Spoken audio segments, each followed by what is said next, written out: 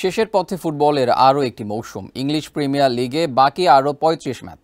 তবে মৌসুম শেষ হওয়ার আগেই ইনজুরির কারণে ছিটকে গেছেন চেলসির তারকা মিডফিল্ডার এনজো ফার্নান্দেজ।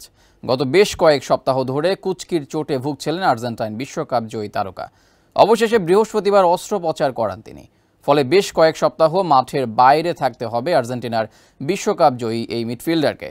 এতে ইপিএলে নিজেদের শেষ ৬ ম্যাচে এনজোকে পাচ্ছে না চেলসি। শঙ্কা রয়েছে চলতি বছর জুনে যুক্তরাষ্ট্রে হওয়া কোপা আমেরিকাতে খেলা নিয়েও। কাতারে আর্জেন্টিনাকে বিশ্বকাপ জেতাতে বড় ভূমিকা রাখেন তিনি। এরপর জানুয়ারির মধ্যবর্তী দলবদলে পর্তুগিজ ক্লাব বেনফিকা থেকে তাকে কিনে নেয় চেলসি। এজন্য ইংলিশ ক্লাবটিকে খরচ করতে হয় রেকর্ড ১০,৭০,০০,০০০ পাউন্ড। জীবনকে উপভোগ করার সব আয়োজনকে একটি নিশ্চিন্ত কমিউনিটি লিভিং নিশ্চিত করছে রূপায়ণ সিটি উত্তরা। এক বিবৃতিতে চেলসি জানায় মৌসুমের শেষ দিকে ফার্নান্দেজকে না পাওয়ার কথা।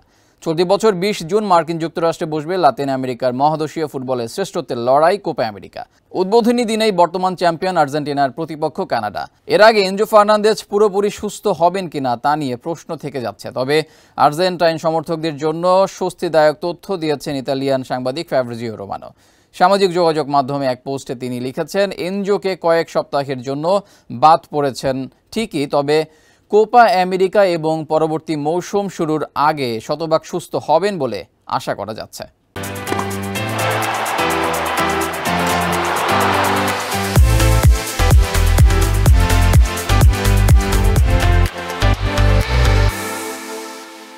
খেলাধুলার আরও খবর জানতে চোখ রাখুন কালবেলার ফেসবুক পেজ এবং ইউটিউব চ্যানেলে।